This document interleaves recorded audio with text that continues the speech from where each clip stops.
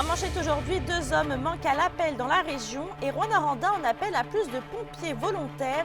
Le TVA Nouvelle Midi commence maintenant.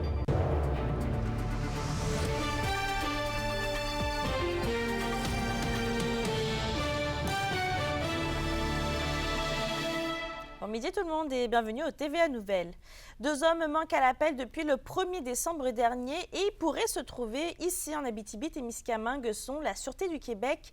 Il s'agit de Rénald Fleury, 55 ans, et Odéric Fleury, 18 ans, de Mascouche. Le père et le fils ont été vus pour la dernière fois sur le chemin de la Lièvre Sud à Mont-Laurier et se déplaceraient à pied. Leurs proches ont des raisons de craindre pour leur santé et leur sécurité. Vous voyez leur description à l'écran. Rénald Fleury mesure 5 pieds 9 pouces, pèse 194 livres et a les cheveux gris et les yeux bleus. Il porterait un manteau de ski bleu foncé, des pantalons style legging bleu foncé et des bottes d'hiver. Odéric Fleury, quant à lui, mesure 5 pieds 10 pouces, pèse 187 livres et a les cheveux mais aussi les yeux bruns. Il porterait un manteau noir et des bottes à cape d'acier. Évidemment, toute personne qui les apercevrait est priée de communiquer avec le 911. Et toujours dans les faits divers, une automobiliste a été blessée dans un accident sur la route 113 entre Sainte-Terre et le Baie-sur-Quévillon ce matin. Une seule voiture a été impliquée dans la sortie de route. Les pinces de désincarnation ont été nécessaires pour extirper la femme de son véhicule. La dame a été transportée dans un centre hospitalier pour y soigner des blessures mineures. Et on se tourne à Rwanda maintenant. La ville est aux prises avec un manque important de pompiers volontaires. La mairesse Diane Dallaire a lancé même un cri du cœur hier soir lors de la séance du conseil municipal afin d'inviter les gens à joindre les rangs du service de sécurité incendie. Elle rappelle qu'être pompier, que ce soit temps partiel ou volontaire, est un travail bien rémunéré et que ça représente un rôle important dans la sécurité locale. Dans nos quartiers, en ruralité, il y a un manque vraiment de pompiers, puis il en va de la sécurité aussi de nos gens. Alors ce soir, je lançais un appel aux gens qui pourraient être intéressés, aux hommes et aux femmes qui auraient le goût de s'impliquer. C'est certain qu'il y a une formation, mais en même temps, c'est vraiment valorisant, puis c'est pour la sécurité de nos gens. Et dans le monde de l'itinérance, les bonnes nouvelles cachent une dure réalité. C'est du moins ce que pensent les intervenants du milieu rencontrés, notamment à la Maison du Soleil Levant à Rwanda. Dans la dernière année, plusieurs projets de construction ou d'agrandissement de lieux d'accueil pour itinérants ont vu le jour ou sont en cours, dont à Rwanda et Val-d'Or. Une situation qui, à court terme, est bien vue, mais n'est pas considérée comme une bonne chose à long terme.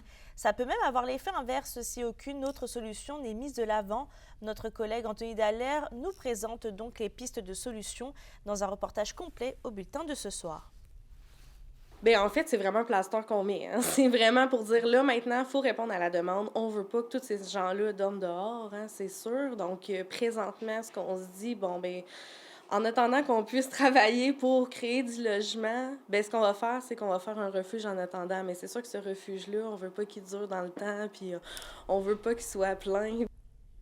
Dans un autre dossier, la grève se poursuit pour les 420 000 travailleuses et travailleurs regroupés en front commun jusqu'au 14 décembre. En Abitibi-Témiscamingue et dans le nord du Québec, les grévistes vont faire du piquetage au bureau des députés caquistes de la région aujourd'hui afin de faire passer leurs messages et leurs revendications.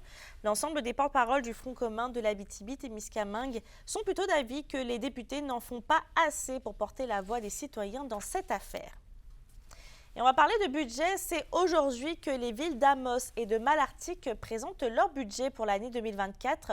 Les deux vont déposer leur exercice annuel lors d'une séance extraordinaire de leur conseil municipal respectif qui est prévue ce soir. D'ailleurs, la majorité des municipalités de la région vont déposer leur budget 2024 cette semaine ou la semaine prochaine.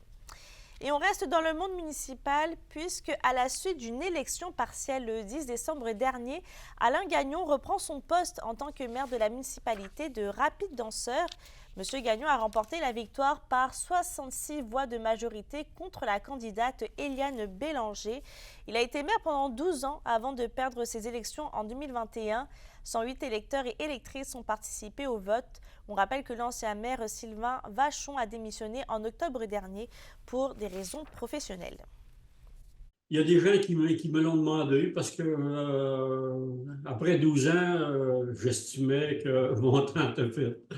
Mais Depuis 2 ans, avant moi, il a passé 3 maires. Mais la semaine prochaine, je vais être au courant de tout ça, de tous les dossiers. Je vais, la directrice générale et moi, on va se rencontrer, puis elle va me mettre au courant de tous les dossiers. En sécurité routière, les policiers, motoneigistes et quadistes de la Sûreté du Québec vont intervenir de façon intensive dans les différents sentiers fédérés du Québec tout au long de la saison hivernale. Ces opérations de surveillance vont permettre d'effectuer des interventions ciblées auprès des conducteurs de véhicules hors route qui adoptent des comportements dangereux.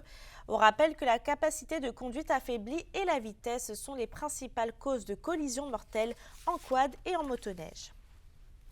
On passe en santé. Une nouvelle clinique d'hygiène dentaire a tout récemment ouvert ses portes à Val-d'Or. Actuellement, seuls 2 établissements situés à Val-d'Or se spécialisent en l'offre de soins bucco-dentaires préventifs pour l'ensemble de la région. On rappelle que depuis 2020, les hygiénistes dentaires ont l'autorisation de prodiguer des soins de façon autonome sans avoir la supervision d'un dentiste. Et selon l'Ordre des hygiénistes dentaires du Québec, l'Abitibi-Témiscamingue est l'une des 3 régions les plus touchées par la pénurie de personnel dentaire. Quand on regarde les statistiques au niveau du nombre de professionnels par 100 000 habitants, ce qu'on voit pour la région de l'Abitibi-Témiscamingue, c'est un manque à gagner là, de quand même plusieurs dizaines. On parle de minimalement 20, mais on pourrait monter à 30 ou à 40 hygiénistes dentaires qu'il faudrait ajouter présentement là, pour avoir une couverture en fait qui rattraperait la moyenne canadienne. Et toujours à Val-d'Or, la ville met la table pour la 4e phase des travaux de revitalisation de la 3e avenue qui est prévue l'été prochain. Un montant d'ailleurs d'emprunt de 7,2 millions de dollars serait nécessaire pour effectuer les travaux qu'Emilia Laliberté a les détails. Pour poursuivre les travaux de réfection au centre-ville, la ville de Val-d'Or souhaite obtenir un emprunt de 7,2 millions du gouvernement. Pour cette 4e phase du projet, l'objectif demeure le même, rendre le centre-ville plus attrayant et fonctionnel. C'est les mêmes travaux qui ont été faits dans la phase 3. Donc, on le rappelle, c'est la réfection des conduites d'eau au centre-ville qui datent là, depuis la fondation de la 3e avenue. C'est des travaux qui sont exigés maintenant. On l'a vu, là, on a eu des bris d'aqueduc dans le coin de la 5e avenue, donc le réseau a besoin d'aide. Puis on en profite donc de cette réfection-là pour faire aussi là, les travaux de surface. Dans le 7,2 millions, c'est important de mentionner qu'il y a une somme d'environ 400 000 $ qui est aussi sur d'autres projets là, reliés au centre-ville, entre autres la réfection du passage Mito, puis le fameux parcours d'ambiance qu'on a présenté à la population dans le cadre des avenues de la Troie pour embellir le centre-ville puis le rendre là, attirant pour les gens, pour que les gens en profitent. Les travaux devraient débuter dès le mois de mai et s'échelonner jusqu'à la fin de l'été. Mais pour la ville, il demeure encore difficile de prévoir combien de temps exactement ils vont durer. Val-d'Or assure toutefois qu'un suivi sera fait avec les commerces afin de les épauler tout au long de l'été. Ça s'est relativement bien passé cet été. Là. Les commerçants, entre autres, ont été là, agréablement surpris de la coopération qu'il y avait avec l'entrepreneur de la phase 3, puis avec nos équipes à nous aussi. On espère la même ambiance cet été, puis on va mettre, là, comme encore cet été, beaucoup d'efforts à ce que tout se passe bien.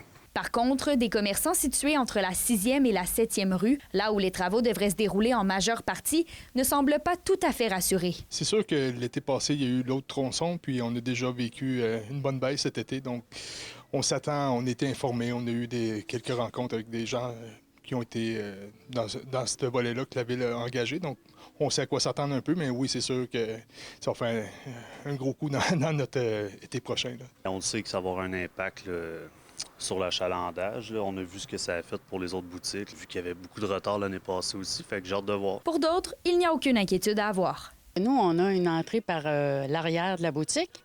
Donc, avec le stationnement qui est déjà là, en place, ça devrait bien aller, on n'est pas inquiet. Non, on n'a pas de crainte là, au niveau de l'achalandage. Pour la 4e phase des travaux, la ville de Val-d'Or prévoit débuter l'appel d'offres pour les entrepreneurs dès début janvier. Emilia Laliberté, RNC Nouvelles, à Val-d'Or. Et c'est désormais officiel, Bryan Adams sera de passage le 9 août prochain à Rouyn-Noranda dans le cadre d'Ossisco en Lumière. La mise en vente des passeports a débuté à 10h aujourd'hui. Et le passeport pour les 4 jours du festival est d'ailleurs la seule façon de pouvoir assister au concert du chanteur rock canadien, puisqu'aucun billet journalier ne sera disponible.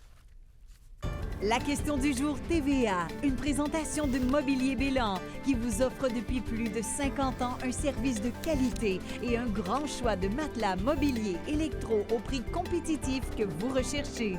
À la question du jour, on vous demande justement dans le cadre d'Ossisco en Lumière, comptez-vous assister au spectacle de Bryan Adams? Pour voter et commenter, rendez-vous au tvaabitibi.ca.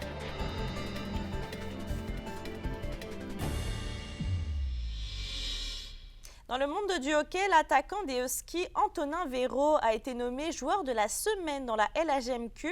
L'allié gauche natif de Laval compte pour sa part 2 buts et 5 passes pour 7 points en 3 matchs. Et avec cette semaine plutôt productive, Antonin Véro s'est propulsé au 4e rang des meilleurs pointeurs de la Ligue avec 44 points en 30 matchs.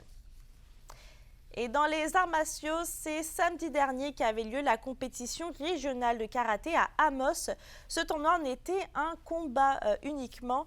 L'école Wadokai de Rwanda y a notamment récolté 6 médailles, dont 2 d'or et 3 d'argent. 7 élèves de l'école dirigée par Roger Santarno participaient à la compétition. À la météo aujourd'hui, ce n'est pas de tout repos. On s'attend à des averses de neige parfois fortes dans la région avec une accumulation autour de 5 cm par endroit. Il va faire un maximum entre 0 et 1 degré avec un refroidissement éolien allant jusqu'à -11. Pour ce soir et cette nuit, c'est nuageux en Abitibi avec un 60% de probabilité d'averses de neige. Au Témiscamingue, on devrait avoir des averses de neige cessant vers minuit, puis des nuages et par la suite un 40% de probabilité d'averses de neige. Il va faire un minimum autour de -15 degrés.